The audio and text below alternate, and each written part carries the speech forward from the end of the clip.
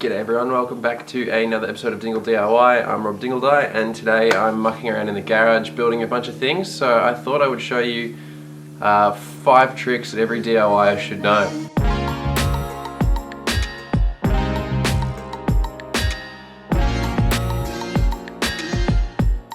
A lot of these tricks I picked up during my apprenticeship and just my time as a carpenter, so hopefully you find them useful. You might know them, you might not. The timber baby rattles that I built out of scraps were a bit of a hit, so I'm going to be making a bunch more for some friends. While I make these, I'll be showing you a few tips and tricks I've learnt over the years, and it just makes woodworking that much easier. Now if you want to see the baby rattle build, check that out, I'll link that below. So enough talking, let's get stuck into it and I'll bring you to tip number 1. Alright, I got this bit of timber here. Now say I wanted to cut this down from what it is now at 130, maybe I wanted to cut it in half. What you want to do is butt your fingers against the edge of the timber and squeeze onto your ruler tight. Now half of 130 is 65, so just line your 65mm mark up with the edge of the timber, squeeze it tight, and then we can just slide our hand along the timber with our pencil on the edge of the ruler. And now we've got a nice line that we can cut along to turn this board into 2. Alright, tip number 2 applies to these slide squares if you've got one. Now these are handy because you can slide the ruler in or out, and instead of using your hand you can just use the edge of the metal square, and that eliminates the human error to a degree. Now the issue with this is if you're dragging along, your pencil might slip out, hit a dip in the wood, and you'll be scribbling lines all over your timber. So what I've done is just cut a little notch in the end of my square, just like that. And so my pencil sits in here. It doesn't affect the measurement, but it just holds the pencil nice and tight.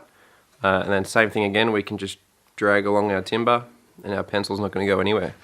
Alright, tip number 3. Now if we're doing a deck, for example, and we wanted to remove this little section of wood, we wanted a nice straight cut. Instead of using a fence or a straight edge, which yes are more accurate but they're also way more time consuming, we can just pinch the edge, the base of our circular saw, and then use our finger as a guide as we rip down this line.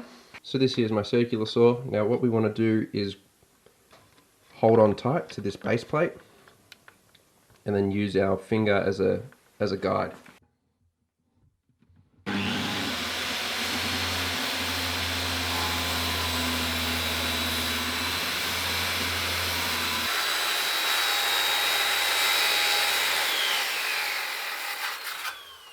Tip number 4 is when we're using hole saws, you want to drill from both sides.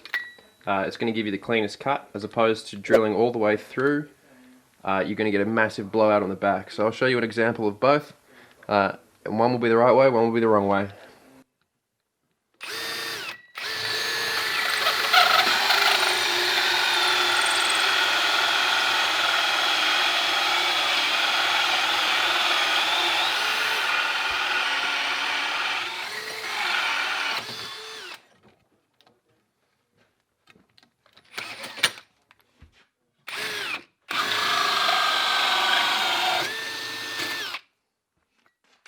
Alright, so here we can see this is much cleaner. There's no damage to this surrounding area, whereas here we've got lots of splinters and bits of timber blowing out.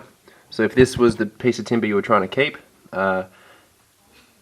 you definitely want to be drilling from both sides to make things look nice. Alright, my last trick is, if you don't have a ruler handy, you can use a tape measure to be just as accurate. Now, say if you wanted to measure a certain distance from this line, doing it like this is inaccurate. There's just no two ways about it. So to avoid this, bring your tape out to an easy to remember number like 100, and then say if we wanted a line 200mm away from this line, we just mark the 300. Now that's always going to be way more accurate than doing this.